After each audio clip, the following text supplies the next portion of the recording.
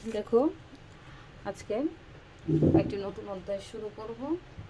এটা হচ্ছে নবম দশম শ্রেণীর সূচকের অঙ্ক 4.1।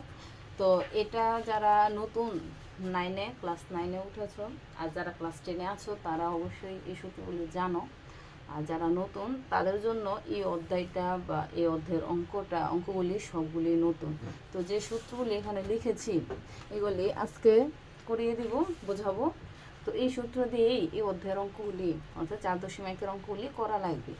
তো খেয়াল করো, এটা হচ্ছে 1 নম্বর সূত্র। 1 নম্বর সূত্রটা হচ্ছে a টু দি পাওয়ার -1। তো এটাকে আমরা যখন এটা থাকবে তখন আমরা লিখতে পারবো 1/a।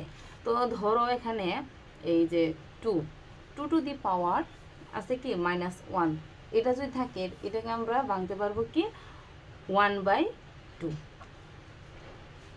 এভাবে আমরা ভাঙতে পারবো। আর এটা খেয়াল করো যে a two the power m into a two the power n সমান a two the power m plus n, অর্থাৎ যদি গুণ আকার থাকে পাওয়ারগুলি কি হবে, যোগ হবে। তো এখানে দেখো 2 to the power 2 into 2 to the power 3 হলে 2 টু দি পাওয়ার 2 প্লাস 3, এটা এরকম হবে, এটা হচ্ছে এরকম হবে। এখানে দেখো এইগুলি হচ্ছে ভিত্তি, ভিত্তিগুলি কিন্তু সমান থাকবে। ভিত্তিগুলি সমান হলে আমরা এখানে গুণ থাকলে পাওয়ারগুলি কি করব, যোগ করব। আবার দেখো এখানে ভাগ আকারে আছে, তাহলে এটা যদি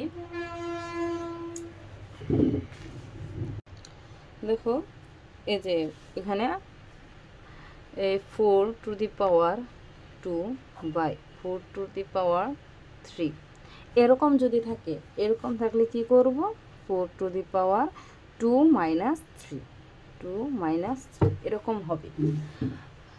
আবার এটা দেখো a b two the power n equal a two the power n into b two the power n, অর্থাৎ পাওয়ারটা কিসের উপরে, দুইটা উপরে, কিন্তু a b এর উপরে কিন্তু এই nটা আছে পাওয়ার আকারে।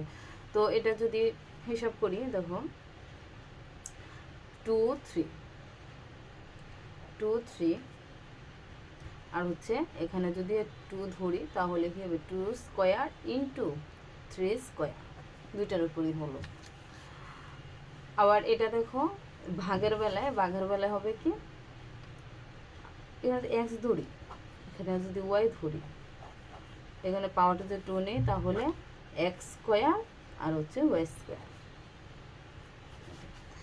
আবার এই যে a two the power m two the power n, এই দুইটাই পাওয়ার আকারে আছে। তো পাওয়ার